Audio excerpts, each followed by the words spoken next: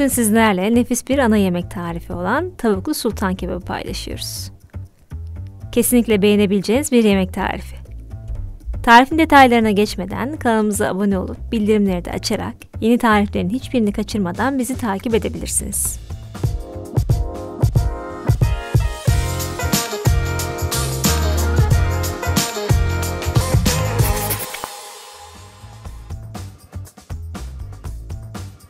İşe önce ön hazırlıklarla başlıyoruz.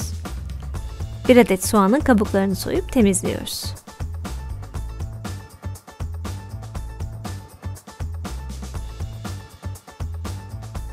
Bir diş de sarımsak. Soğanı yemeklik küçük parçalar halinde doğrayacağız. Elle veya benim yaptığım gibi bir mutfak parçalayıcısıyla yapabilirsiniz.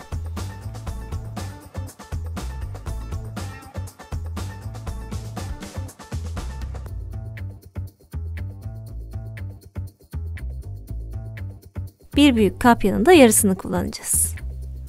Onu da doğruyoruz.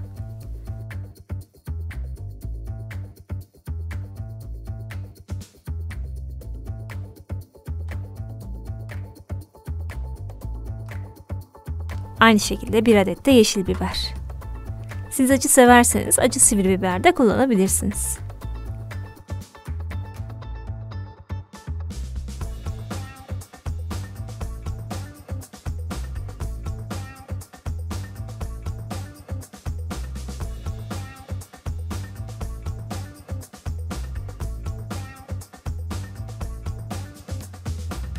İki adet de patates kullanıyorum.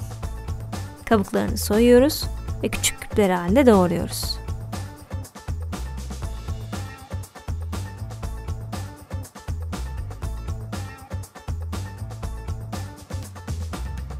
Doğrarken küplerin çok büyük olmamasına dikkat edin.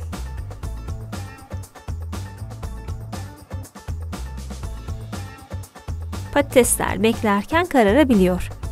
Hem kararmasın hem de nişastasından biraz arınsın diye üzerine su ekliyoruz. 1 adet de havucumuz var. Kabuklarını soyup aynı şekilde küp küp doğruyoruz.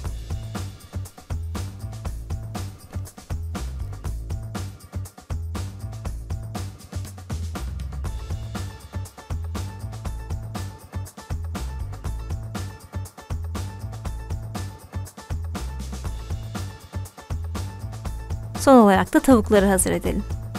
Ben daha yağlı ve lezzetli bulduğum için but eti tercih ettim. Ancak göğüs eti seviyorsanız onu da kullanabilirsiniz.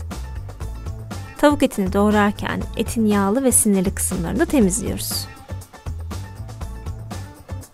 Tavuk etini de küp küp doğruyoruz. Tüm ön hazırlıklar bitti. Artık pişirme aşamasına geçebiliriz. Patatesleri fırında kızartacağız. Tavada da olur tabi ama böyle çok daha pratik ve sağlıklı. İyice kuruttuğumuz patatesleri tepsiye aktarıyoruz. Üzerine 2 yemek kaşığı kadar yağ, kırmızı toz biber, karabiber, pul biber ve biraz da tuz. Yemekte soya sosu kullanacağımız için tuzu kontrollü koymakta fayda var. Tüm lezzetler iyice birbirine karışsın. Şimdi pişirme. 180 derecede önceden ısıtılmış fırının fanlı ayarında kızarana kadar pişiriyoruz. Patatesler pişerken tavada diğer adımları tamamlayalım. Derin bir tavaya zeytinyağı koyuyoruz. Yağ ısınınca soğanları ekliyoruz. Soğanları kontrollü bir şekilde kavuruyoruz. Soğanlar biraz kavrulunca havuçları da ekliyoruz ve ikisini birlikte kavurmaya devam ediyoruz. Havuçlar daha geç piştiği için bu aşamada eklememiz gerekiyor. 1 diş de sarımsak. Havuç biraz yumuşadığına göre sıra tavuklarda. Yüksek ateşte tavukları soteleyeceğiz.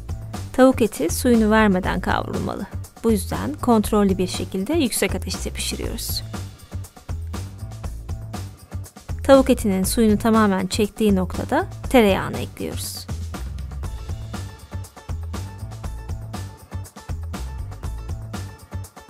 Yağ eridikten sonra biberleri de ekleyebiliriz. Biberler biraz kavrulunca da çok az salça. Lezzet için baharatlar olmazsa olmaz. Karabiber ve kırmızı toz biber. Biberler çabuk pişip kabukları ayrılabilir. Bu yüzden fazla bekletmeden diğer malzemeleri de ekliyoruz. Konserve bezelye,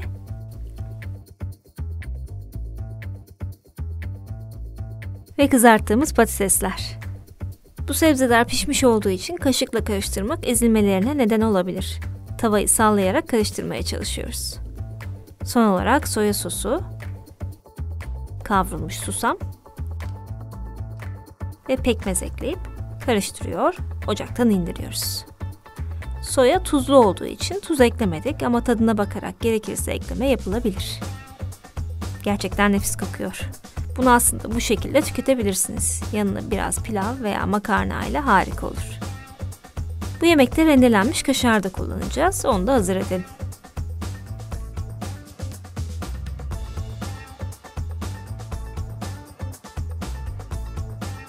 Artık sultan kebabını oluşturmaya başlayabiliriz. Bunun için hazır yufka kullanacağız. Bir yufkayı 4'e bölüyoruz ve her bir parçayı kaseye bu şekilde yerleştiriyoruz. İçine de hazırladığımız tavuklu soteden. Ben içinde de biraz kaşar kullanıyorum. Bu kısım sizin damak zevkinize bağlı. Üstünü kasenin kenarından sarkan yufka ile kapatıyoruz. Ters çevirip fırın tepsisine alıyoruz.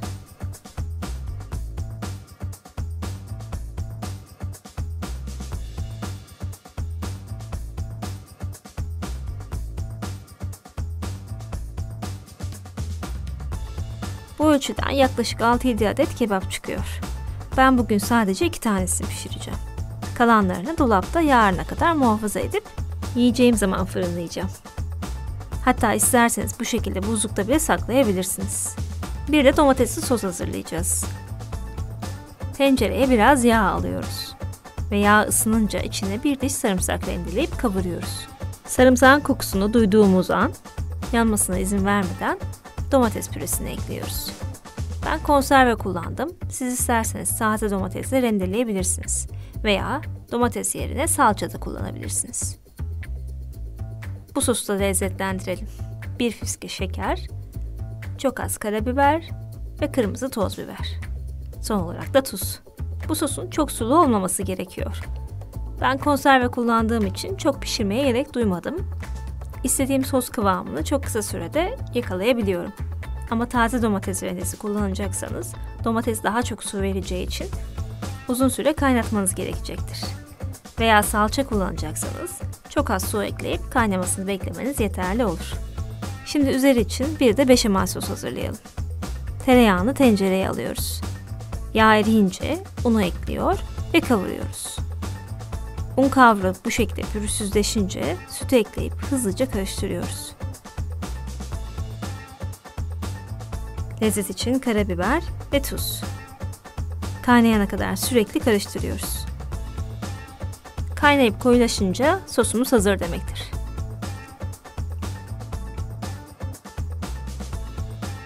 Her birinin üzerine döküyoruz.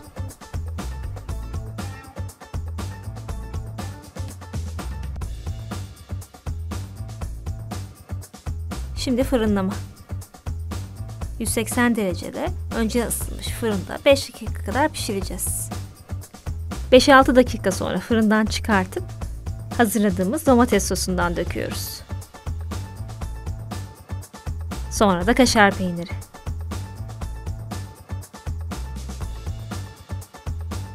Tekrar fırına verip kaşarlar eriyene kadar fırında tutuyoruz. En sevdiğim kısım sunum.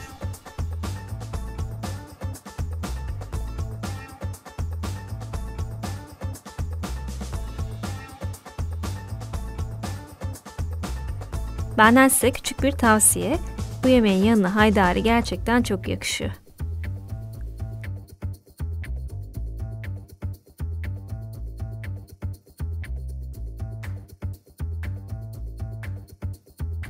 İnanılmaz lezzetli bir yemek. En kısa zamanda deneyip sevdiklerinizle mutlu sofralarda tüketebilirsiniz.